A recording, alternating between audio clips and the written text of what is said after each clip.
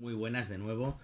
Iniciamos el sexto vídeo del máster de la abogacía, donde vamos a ir viendo las distintas fases del procedimiento ordinario. Bien, en la diapositiva, que tenéis como diapositiva 23, tenéis las diligencias preliminares. Esta sería, no lo he puesto en el esquema de la línea de metro, sería una estación previa al escrito de interposición. Y no la he puesto porque solamente se da en dos supuestos específicos. Dos supuestos muy específicos. El primero de ellos es el proceso de lesividad, que visteis en el artículo 107 de la Ley 39/2015, que es cuando la Administración necesita impugnar un acto administrativo favorable. La propia Administración que lo ha dictado se da cuenta, evidentemente, si el acto es desfavorable no hay ningún problema, pero si el acto es favorable y reconoce un derecho, hay un problema. Es decir, la posibilidad de la Administración no puede anularlo sin acudir a un proceso de lesividad. Es decir, declarar la lesividad previamente, de manera expresa, y después impugnarlo ante la jurisdicción contenciosa. Evidentemente, este proceso de lesividad se da en muy pocas circunstancias, se da en muy pocas ocasiones, quería decir. Y requiere pues esta fase previa, dijéramos, al escrito de interposición. Y después tenemos el privilegio de la Administración, es un privilegio más, de estar exenta de la vía administrativa previa. Lo tenéis en el artículo 44 en el caso de litigios entre dos administraciones. Vosotros, como ciudadanos, cuando el recurso es preceptivo, como sucede con la alzada, si queréis discutir una decisión de la Administración, tenéis que impugnarla previamente. Cuando es una administración, y esto se da cuando, por ejemplo, la Administración del Estado quiere anular una resolución que ha dictado un ayuntamiento, no tiene que acudir a la vía administrativa previa, ni existir esa demora. Puede hacer un requerimiento previo, pero es potestativo. Y aquí, a continuación del artículo 44, esto lo he modificado con fecha 18 de abril, los que descarguéis el PowerPoint con posterioridad veréis que se ha añadido una diapositiva más porque he hecho referencia a algunas de las reformas procesales de 2020, aunque no sean todavía derecho vigente.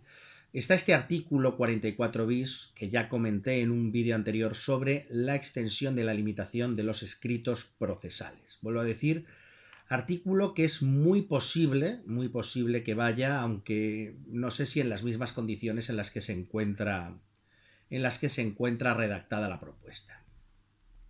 Y con la diapositiva, lo que es la diapositiva 24, iniciaríamos lo que es el escrito de interposición, el análisis del artículo 45. Bien, es propiamente la primera estación, os vuelvo a reseñar de nuevo, a recordar la línea de metro que vimos en la diapositiva 21, la primera estación, lo hemos abreviado EDI, escrito de interposición.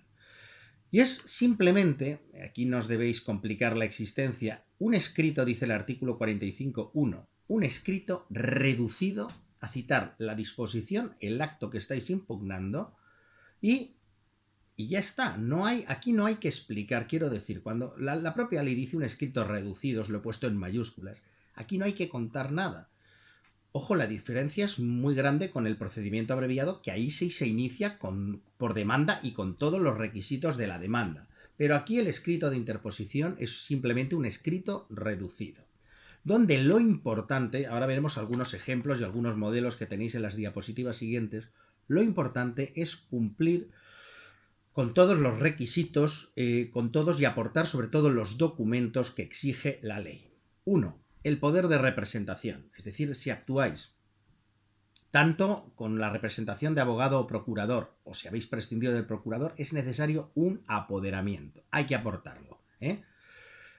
Después, acreditar también la legitimación, acordaos del artículo 19 del actor en casos de transmisión inter vivos o mortis causa del proceso. Acreditar la legitimación. Aportar copia del acto administrativo. Esto es muy importante, porque es en el momento en que aportáis copia del acto administrativo, el juzgado ya sabe qué es lo que estáis impugnando. Lo digo porque hay veces que la copia no se aporta, o se aporta incompleta, o se evita aportar la copia del acto administrativo y hay una confusión. Hay que tener muy claro que este es un proceso en el 95% de los casos contra un acto administrativo. A partir del acto después reclamaremos el expediente y ya tiraremos del hilo y revisaremos toda la actuación, pero formalmente se recurre el acto administrativo definitivo, que es el que permite el acceso a la vía judicial. Y el 45.2d, que está previsto para personas jurídicas, es la acreditación de la voluntad de litigar para todo tipo de personas jurídicas. Esto vale para las asociaciones de vecinos, las comunidades de propietarios y las empresas, sociedades anónimas, sociedades limitadas, cualquiera que sea su forma jurídica. ¿Por qué hay que acreditar la voluntad de litigar de manera expresa? Emitida por el órgano competente, normalmente suele ser pues, el secretario de la asociación o el órgano competente de emitir esto, porque cuando se litiga o cuando litiga una persona jurídica, el juzgado debe tener la certeza de que esa persona quiere litigar. Porque, os lo digo con otro ejemplo, en casos donde hay una asociación de comerciantes o una comunidad de propietarios, las comunidades de propietarios suelen ser muchas veces unos vecinos que quieren una cosa, otros vecinos que quieren otra. Este acuerdo de litigar debe haberse adoptado por la mayoría suficiente y en el órgano competente, en la reunión correspondiente. Y lo mismo sucede con las empresas. ¿Por qué?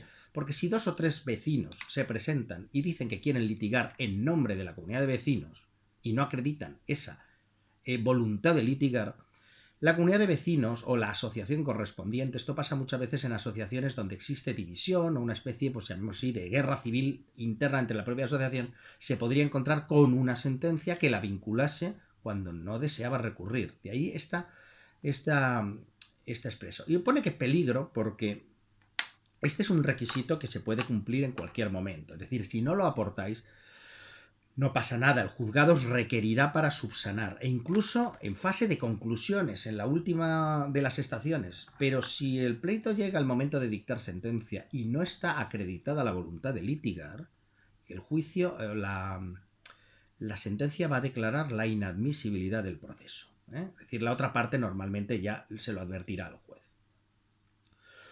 Una vez se ha presentado el escrito de interposición y con toda esta documentación, el letrado de la Administración de Justicia, lo que es el antiguo secretario judicial, examina de oficio toda la documentación presentada y requiere para subsanar en el plazo de 10 días.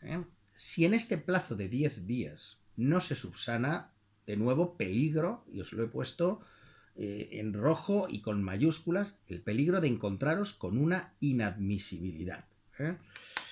Lo digo porque la inadmisibilidad equivale a que se ha acabado de discutir el pleito. El pleito se declara inadmisible y se acabó la revisión. Es decir, dijéramos, perdido el pleito por una cuestión de forma, no de fondo. No se entra en el fondo.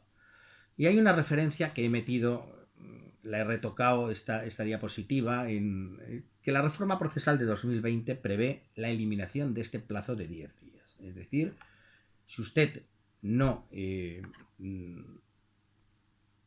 subsana, directamente se declarará el pleito inadmisible, porque había después lo explicaré y después lo ampliaré, había una posibilidad de que si esta inadmisibilidad tú la subsanabas el último día que te habían notificado,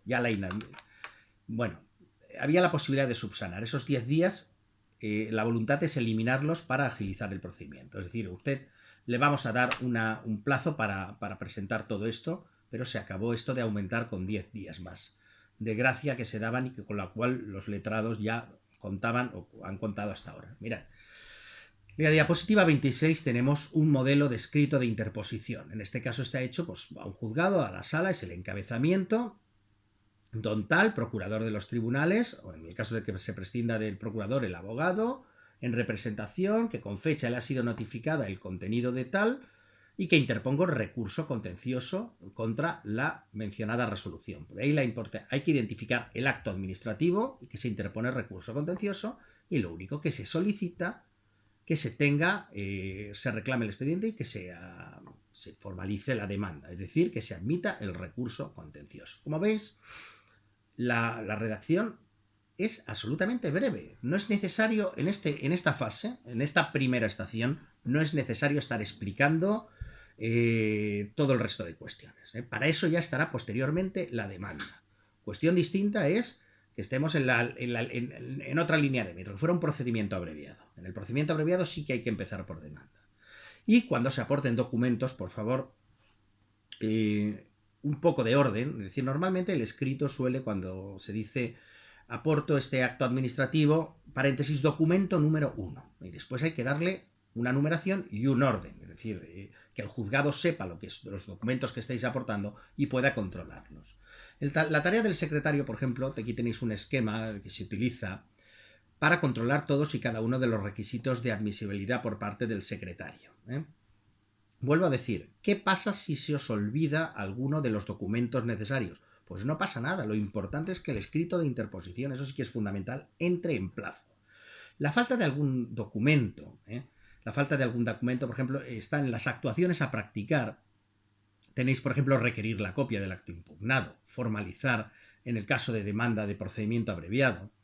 Se aprecia a lo mejor una falta de jurisdicción que hay que dar traslado al Ministerio Fiscal para determinar si el juzgado es o no es competente, es decir, una serie de cuestiones que debe revisar el secretario judicial, pero no, es decir, los documentos hay que aportarlos, pero el juzgado siempre os dará un plazo para subsanar. ¿Qué ocurre? O en la práctica, porque también os voy a hablar en la práctica, hay veces que el propio recurrente busca ese plazo, busca esa dilación y aporta expresamente el escrito de interposición sin los documentos porque ya el juzgado le va a requerir de oficio para esa subsanación.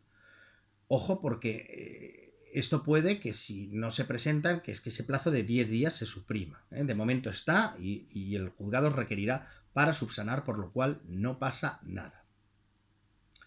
Después vamos a entrar en un artículo que es fundamental. Es uno de esos artículos que tenéis que conocer en toda su integridad, porque es importantísimo. Es el plazo para interponer el recurso contencioso. Esto, tenemos una notificación, os han notificado un acto administrativo, la fecha de esa notificación es fundamental porque a partir de ahí empieza a computar un periodo de 2 meses en el caso normal, en el caso de actos administrativos expresos, para interponer el recurso contencioso.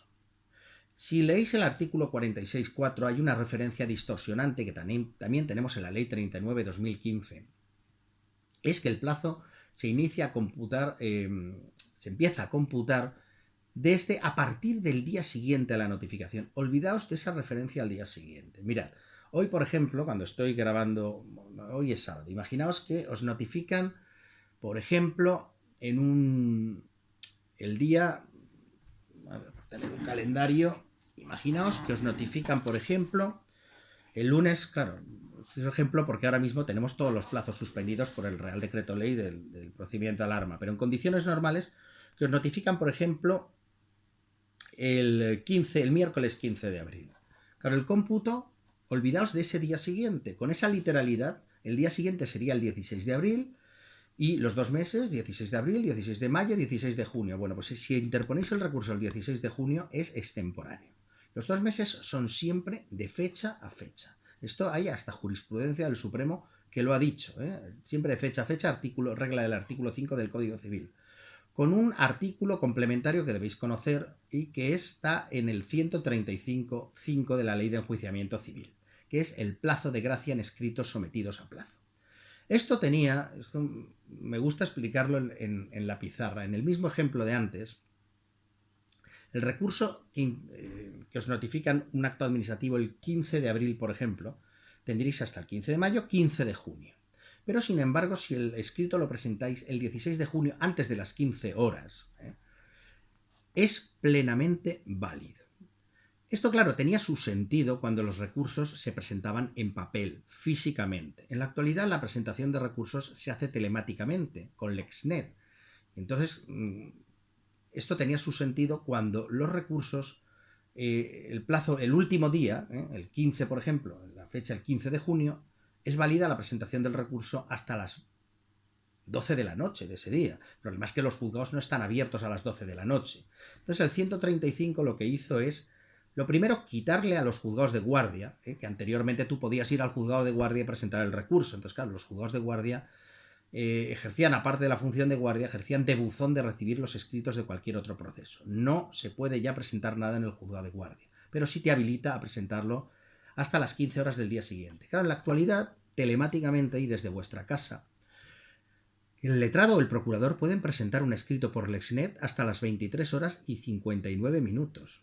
Claro, este plazo de gracia, hasta las 15 horas del día siguiente, parece que carece de sentido. Sin embargo, no se ha reformado. Está plenamente vigente. Por lo tanto, contáis con un oxígeno. Eduardo Medina lo explicaba muy bien con un ejemplo, porque agotaron el plazo de gracia precisamente. El profesor Eduardo Medina tiene un ejemplo real sobre esto, que imagino que espero os cuente él. Cuestiones muy importantes que tenéis que saber con los plazos procesales. Los plazos son fundamentales. Es una especie de maldición y lamento tener que decir, ya lo habréis visto, el efecto que tiene que se pase el plazo de interponer recurso en la Ley 39/2015, es que el acto administrativo deviene firme y consentido y ya no cabe revisarlo judicialmente. Pues en el ámbito procesal pasa lo mismo. El plazo no se os debe pasar jamás. De ahí la importancia de la fecha de la notificación. Correos, las oficinas de correos no son válidas para la presentación de escritos judiciales. No son válidas. Claro, esto es una regla totalmente distinta a la que habéis visto en la Ley 39/2015, en la PACA, para la presentación de escritos administrativos. En la administración sí que existe esa posibilidad de presentar por correo certificado. Aquí, aunque presentéis un escrito dirigido a un juzgado y sea por correo certificado, la fecha que se tomará en cuenta será cuando entre en el decanato de los juzgados y se selle en el decanato de los juzgados. ¿Qué ocurre? Pues que si estáis agotando el plazo al último día, la fecha de correos no va a ser válida y os podéis encontrar que cuando llegue, a lo mejor tarda 2 o 3 días o un día después, el recurso se halla extemporáneo. Esto me pasó con un ejemplo real. Era una letrada que recurría desde un pueblo de la Vega Baja en materia de extranjería y donde no había procurador. Yo declaré la inadmisibilidad, es un procedimiento y una sentencia, la puedo buscar y os la puedo citar, porque precisamente la defensa, que estaba muy bien hecha, claro, el problema es que había hecho un trabajo. Además fue un caso donde los alumnos vinieron a verlo, el juicio. Había hecho un trabajo impresionante que precisamente se declaró inadmisible por estar el recurso interpuesto de manera extemporánea. Se había interpuesto fuera de plazo. Y la argumentación de este abogado es que al estar sin procurador y vivir fuera de Alicante, no podía venir presencialmente al juzgado a los juzgados a traer el recurso. El Tribunal Superior de Justicia dijo que la inadmisibilidad estaba bien declarada y que correos no, volvemos a decir, regla, no es un medio válido para la presentación de escritos judiciales. El mes de agosto ha sido hasta ahora siempre inhábil para trámites judiciales. Esto lo dicen el 132 de la Ley de Enjuiciamiento Civil y el 183 de la Ley Orgánica del Poder Judicial. De nuevo tenemos una cuestión donde existe una enorme diferencia con la Ley 39/2015, donde agosto sí que es hábil. Os he puesto nota a pie de página, la reforma esta procesal de 2020, una de las cosas que prevé para evitar el colapso que se supone que va a haber en esta justicia, es que el mes de agosto de 2020 se declare hábil. La única precedente que tenemos de esto lo intentó el ministro Gallardón, de declarar hábil el mes de agosto, y los propios abogados fueron los que estuvieron en contra, porque muchas veces sabéis que los abogados, el único periodo donde saben que los plazos no corren es en el mes de agosto, y les permite tomar vacaciones como a cualquier otra persona, pero sabiendo que no se les va a pasar ningún plazo, que es lo importante. En la actualidad, el tema de la presentación a través de correos o el tema de los plazos se ha un poco superado desde el momento en que la presentación de escritos electrónicamente es obligatoria a través del sistema de la plataforma LexNet. Y es obligatoria desde el 1 de enero de 2006, concretamente por haberlo exigido una ley del año 2015 que reformó la Ley de Enjuiciamiento Civil. Vuelvo a deciros, esto hace perfectamente posible que presentéis un recurso a las 23 horas y 59 minutos. Hombre, es un poco arriesgado apurar tanto el plazo, pero es perfectamente válida y esa será la fecha que se tome en consideración. Si el recurso ha entrado en ese último día a las 23 horas y 58 o 59 minutos, es perfectamente válido. Luego tenemos muchos plazos procesales que son por días. Esto en el propio proceso, no en las leyes. En las leyes hay pocos plazos procesales que sean por días u horas, en las reuniones, asambleas, pero normalmente si os dan 5 días para subsanar, Aquí hay que excluir los días inhábiles. ¿Qué días son inhábiles, aparte de los del mes de agosto? Son los sábados, los domingos. Los sábados, en el ámbito del procedimiento normal, sabéis que han pasado también a ser inhábiles. Esta es una de las aportaciones que ha hecho la Ley 39/2015. Pero en el ámbito de judicial son inhábiles los sábados y los domingos, a efecto de cómputo de plazos, y también los días la Nochebuena y la Nochevieja, el 24 y el 31 de diciembre, así como los festivos nacionales y autonómicos. Esto tampoco está regulado en la Ley de la Jurisdicción, está en el 132 de la Ley de Enjuiciamiento Civil. Y como os he dicho, una de las previsiones de esta reforma procesal de 2020 es declarar hábil el mes de agosto para que se celebren todos aquellos juicios que no han podido ser celebrados mediante la suspensión por la vigencia del estado de alarma. Bien. Vamos a la siguiente fase. Esta sería la segunda estación. Si volvemos al esquema del artículo 21, la segunda estación sería el examen por parte del letrado de la Administración de Justicia, y viene ahora el requerimiento del expediente a la Administración, la remisión del expediente por parte de la Administración. Bueno, la Administración está obligada, bueno, estamos recurriendo siempre a un acto administrativo, pero ese acto administrativo se ha dictado en el seno de un expediente y ese expediente debe ser remitido al juzgado. Esta es una de las absolutas diferencias y de las cosas que caracterizan a la jurisdicción contenciosa y que la diferencian del resto de jurisdicciones. Nosotros contamos con un expediente. Este es el alma de esta jurisdicción. Es decir, en un ámbito, en un proceso civil, donde queréis reclamar una deuda, vosotros tenéis que ir con aquellos documentos que tengáis que acrediten esa deuda, y la parte contraria aportará los suyos, y todos son documentos de parte. Pero en el ámbito contencioso hay un expediente, y el expediente pone de manifiesto cómo se ha llegado hasta ese último acto administrativo que concede la subvención, que impone la sanción, que deniega lo que sea. Hay todo un expediente donde la Administración debe documentar. Bueno, ¿cuándo hay que remitir el expediente administrativo? Pues en el plazo, y os he puesto improrrogable de 20 días, artículo 48.3. Improrrogable entre comillas, porque una de las reticencias y una también, es decir, hay veces que son los abogados los que demoran el proceso, pero hay veces que es la propia Administración la que lo demora, y esto ha sido tradicional, simplemente no remitiendo el expediente. Se le pide que lo remita en un plazo improrrogable y la Administración pasa olímpicamente. Esto es más frecuente de lo que parece. Cuando la Administración empieza a resistirse a remitir el expediente, malo.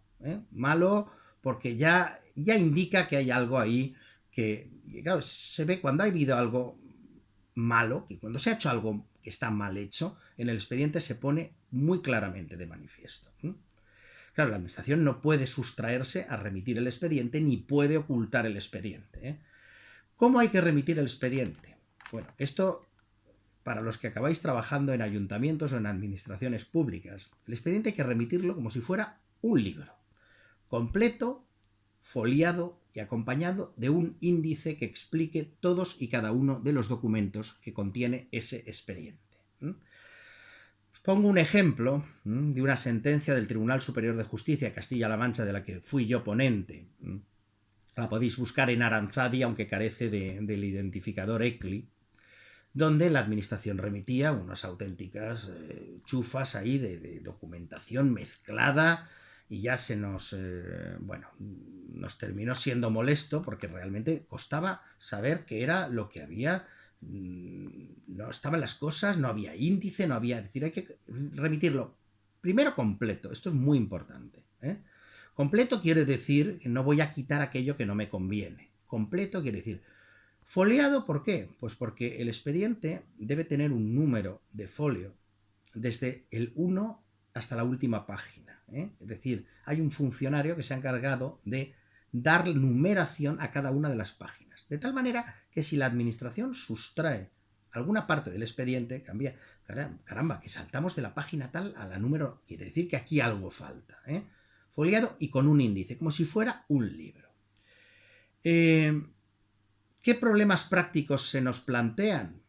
Bueno, existe la posibilidad de que la Administración excluya secretos oficiales. Esto lo prevé el artículo 48.6 Y el problema es que tenemos una ley de secretos oficiales de 1968, todavía del régimen franquista, modificada, ¿eh? O sea, quiero decir que ha sido modificada ya con posterioridad, pero que sigue estando vigente.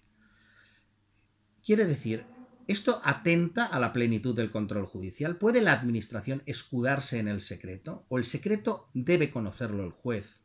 Y a partir de ahí darlo o no darlo a conocer a las partes. Esta es una cuestión, vuelvo a decir, bueno, pues que os la dejo aquí planteada. Yo creo que mi opinión es que no debe haber secretos oficiales. Esto se planteó con los papeles del CSIC. En un juzgado de lo contencioso prácticamente no se van a hacer, no se van a conocer secretos oficiales, pero sí en juzgados centrales o en juzgados que juzgan cuestiones del Supremo, cuestiones en tribunales superiores, donde se juzgue alguna actuación de la administración relacionada con la defensa nacional y la excusa de la administración pueda ser que eso es un secreto declarado secreto oficial.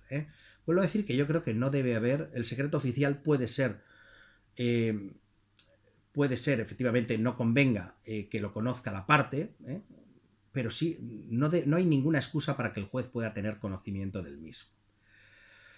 Luego tenemos en el artículo, aquí tenemos una interacción porque, aunque os parezca increíble, no existía no existía ninguna definición de expediente administrativo. Existía una en el reglamento, en el ROF, en el Reglamento de Organización y Funcionamiento de las Administraciones Locales, pero no había una definición de expediente. Es algo que se daba por supuesto. Y esto incluye, el artículo 70 de la Ley 39/2015 ha decidido incluir un nuevo concepto de expediente administrativo. Pero, cuidado. Hay un punto 74, me parece de una dudosa constitucionalidad, ¿no? La posibilidad de que la administración remita el expediente al juzgado excluyendo determinadas partes del mismo. Oiga, vamos a ver. Si la ley de la jurisdicción dice que el expediente hay que remitirlo completo y otra ley hecha a medida de la administración dice que el expediente, podemos quitar algunas partes que sean... Leed ese 74 a ver qué os parece. Vuelvo a deciros, yo lo veo de una dudosa constitucionalidad. La revisión por parte del juez debe ser íntegra. Yo no puedo... Hay casos, vuelvo a deciros, hay casos, por ejemplo, esto lo vimos estando yo en un tribunal superior, donde, por ejemplo, eran las valoraciones a efectos de ascensos de la Guardia Civil. Y había determinados informes que para el propio Guardia Civil permanecen secretos. Claro, aquí no es que la administración excluyera esos informes, sino que el pleito era un Guardia Civil que quería conocer esos informes y la administración se lo había negado. Se pidió el expediente y la administración lo mandó todo, con lo cual... se acabó el objeto del pleito porque el Guardia Civil ya tuvo conocimiento. No es que la administración excluyera aquello que teóricamente podía haber excluido. Bueno, la resistencia de la administración a remitir el expediente, que la ley tenga que prever esto, es ya muy sintomático de por dónde van los tiros. Prevé al juez o permite al juez, esto lo tenéis en los artículos 48.7 a 48.10, la posibilidad de imponer hasta 3 multas coercitivas. ¡Ojo! La multa coercitiva no se le impone al ayuntamiento, se le impone a la autoridad correspondiente para que la pague con su propio patrimonio, lo cual suele ser bastante efectivo. Y cuando no identifican a la autoridad encargada de remitir el expediente, pues se le impone al alcalde y punto, como máxima autoridad. Luego hay otras veces que quien no está conforme con lo que se ha remitido como expediente es el recurrente. Y entonces empieza a pedir algo que la ley permite en el artículo 55, que es el complemento de expediente administrativo. Pero, ojo, se puede pedir complemento siempre que se justifique que se estiman en procedimientos, por ejemplo, urbanísticos, pues evidentemente el procedimiento puede ser inmenso, pero si estamos discutiendo una licencia, el expediente es solo el de la licencia de construcción. No es necesario que el ayuntamiento remita todo el expediente de cómo se elaboró el Plan General de Ordenación Urbana. Lo digo porque muchas veces el complemento del expediente se utiliza por la parte actora, o bien para ganar tiempo, o bien para realizar una especie de causa general, esto nos lo encontramos mucho, de todo el funcionamiento.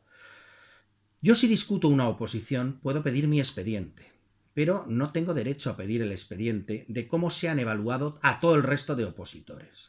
Lo digo porque el expediente tiene también sus límites. Y por comparación, intentar... y lo que contiene el expediente corresponde decidirlo a la administración, no al litigante.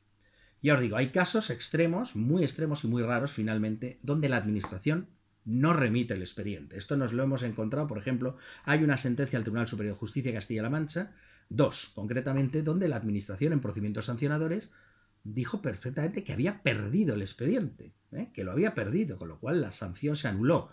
Otro lo tuve yo en juzgado de lo contencioso, que fue una sanción impuesta a un policía nacional, donde por 3 veces le pedimos el expediente a la Dirección General de la Policía y por 3 veces nos encontramos que no nos lo enviaron. Entonces ya evidentemente la vista se celebró sin estar el expediente, cosa que teóricamente podía haber dado lugar a que se suspendiera la vista, pero sin embargo a la hora de dictar sentencia yo no requerí ya ninguna. Si no hay expediente, pues esta sanción en un ámbito sancionador se anula y punto. Y después nos encontramos, y vamos a ir terminando con esto, tenéis en la diapositiva 32, con el expediente electrónico que me remiten algunos ayuntamientos. Bueno, en la actualidad el expediente electrónico pues es como un libro electrónico. Debe tener un índice y permitir, si se pincha en un punto determinado, salga ese documento. Pero lo que nos encontramos es una amalgama de documentos que se remiten, bueno, pues como veis ahí en la pantalla. Esto no es un expediente, esto me lo hacía el Ayuntamiento de Alicante y el de Elda. Primero me remitían una cosa que había que descomprimir, yo no tengo que descomprimir nada. Es decir, y déjeme usted de historia, remítame algo que sea fácilmente. Y después, claro, yo de todo este listado no sé lo que contenía cada PDF, ni cada documento, ni absolutamente nada. Tenía que estar abriendo uno por uno y podía haber 300. Claro, esto está hecho para que no haya control judicial. Vuelvo a deciros, esto no es un expediente electrónico, esto es una amalgama de documentos. Bien, voy a terminar aquí en este vídeo sexto y os emplazo a que continuemos con el tema un tema importante como es el artículo 51 que vamos a ver en el siguiente vídeo. Muchísimas gracias y nos vemos en el siguiente vídeo. Cualquier cuestión, vuelvo a deciros, atenderé a través de tutorías o a través de mi correo electrónico de la universidad. Muchas gracias.